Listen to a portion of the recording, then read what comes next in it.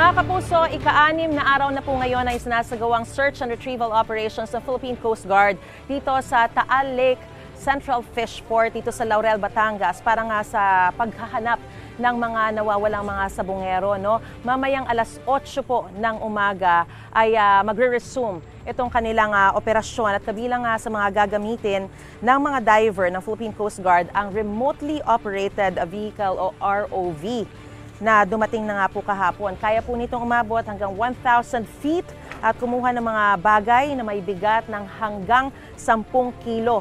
Kaya rin itong mag-operate ng ilang oras ng tuloy-tuloy. Ito raw ang gagamitin nila sa mga identified location base sa intelligence information na natanggap ng kanilang ahensya. Kahapon, wala po ulit na iangat na kahina-hinalang bagay ang mga diver ng PCG at naglagay ng boya bilang palatandaan ng kanilang mas malawak na search grid.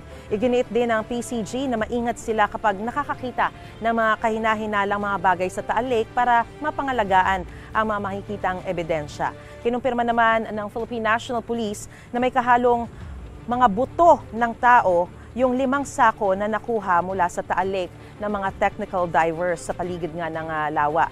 At nagsasagawa na raw sila ng cross-matching ng DNA samples ng mga kaanak ng mga missing sabongeros na nasecure nila ito mula sa DNA samples ng 12 mga kaanak ng nawawalang sabongero nga. No? At kung tutugma ang mga sample na ito sa kanilang findings, dito mapapatunayan ang mga nawawalang sabongero nga ay itong tinutukoy ni Don Patidongan nung napinatay daw noong 2021.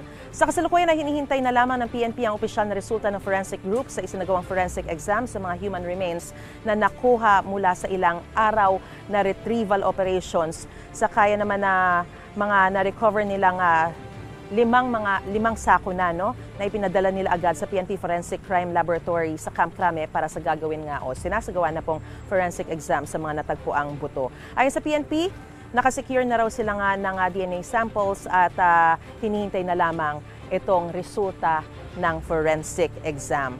Gusto mo bang mauna sa mga balita? Mag-subscribe na sa GMA Integrated News sa YouTube at tumutok sa unang balita.